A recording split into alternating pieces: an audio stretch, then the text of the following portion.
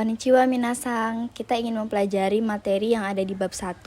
Sebelum kita masuk ke materi bab 1, minasang harus ketahui dulu huruf dalam bahasa Jepang. Huruf dalam bahasa Jepang tuh ada 2, ada hiragana dan katakana. Hiragana itu digunakan untuk menulis kosakata asli bahasa Jepang, sedangkan katakana digunakan untuk menuliskan kata-kata serapan dari bahasa asing. Agar minasang lebih mudah dalam mempelajari bab 1, minasang harus menghafalkan dulu nih huruf dalam bahasa Jepang, hiragana dan katakana agar minasang lebih mudah dalam mempelajari bab selanjutnya. Nah, sekarang kita udah masuk di dalam bab 1. Di dalam bab 1 itu ada partikel H, biasa kita sebut dengan partikel wa. Yang kedua ada ja, dewa, arimaseng. Nah, ja atau dewa arimaseng ini adalah bentuk negatif. Selanjutnya, yang ketiga ada partikel K. Partikel K itu adalah sebuah bentuk untuk pertanyaan. Yang keempat ada partikel mo yang untuk menyatakan juga. Yang terakhir ada partikel no yang artinya kepemilikan. Nah, di sini ada partikel H. Minasang tahu nggak sih kalau partikel H itu biasa kita sebut dengan partikel wa.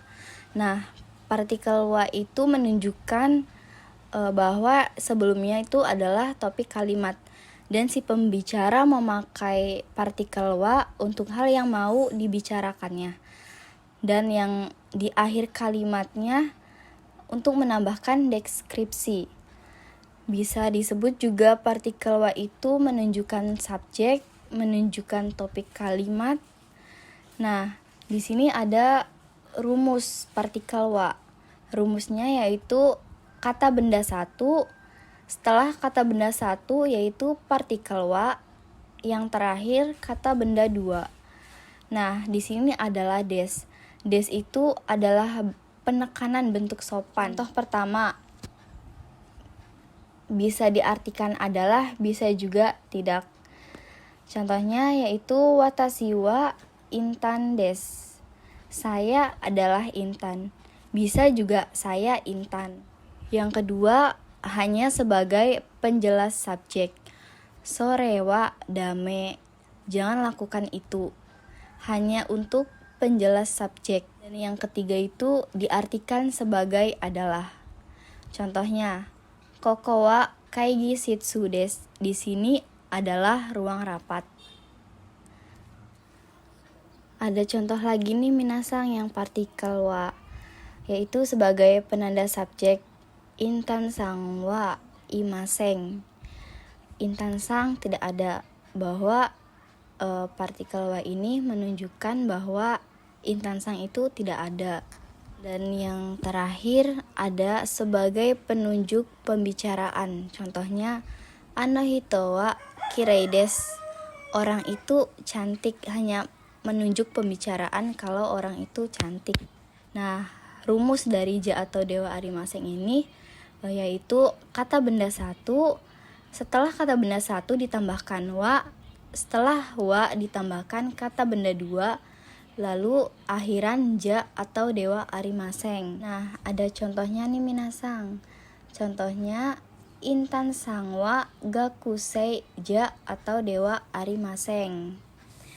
Nah, kalau kita lagi berbicara dengan teman atau kayak bahasa sehari-hari itu pakainya intan sang wa gakusei ja arimaseng. Kalau kita sedang berbicara formal, gunakan dewa arimaseng, yaitu intan sang wa gakusei dewa arimaseng. Saudara Intan bukan mahasiswa.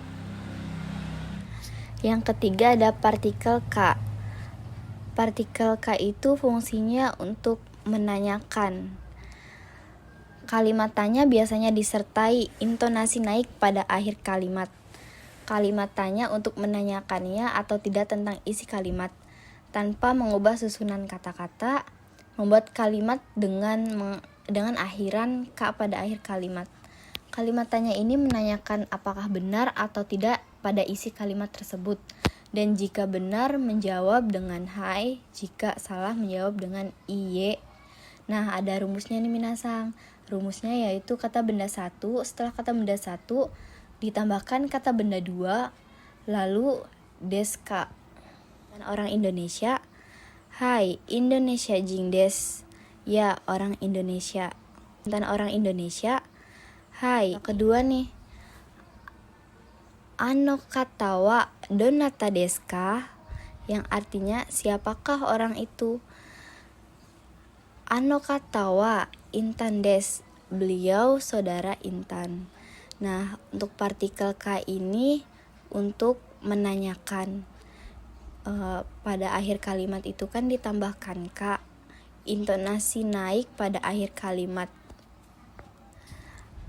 Partikel mo nih minasang. Partikel mo digunakan apabila menyatakan predikatnya dianggap sama dengan predikat yang sebelumnya. Partikel mo untuk menyatakan juga. Nah, partikel mo ini artinya juga. Contohnya nih minasang, Intan sangwa gakusei des, yang artinya saudara Intan mahasiswa. Nah, Mita sangmo gakusei des, saudara Mita juga seorang mahasiswa. Kayak untuk menyatakan juga. Contoh lain nih minasang, yang si A nih, Anata wa nihonjin desu ka? Yang artinya apakah kamu orang Jepang?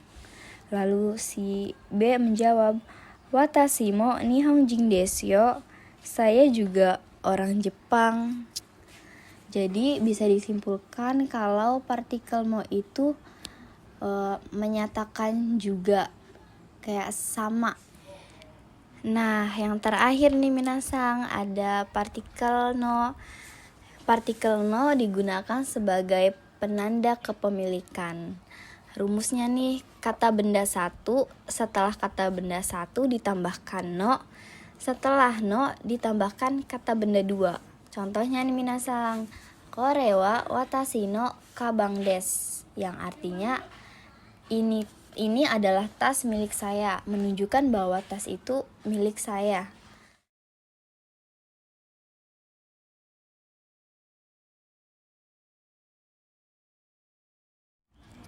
Ada contoh lagi nih minasang yang terakhir, yaitu kata benda satu menerangkan kata benda dua.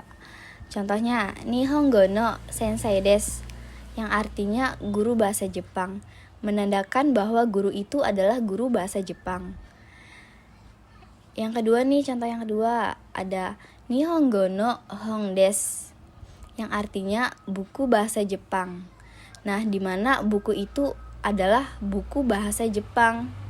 Jadi, no itu adalah sebuah kepemilikan minasang. Terima kasih minasang. Arigatou gozaimasu. Terima kasih minasang.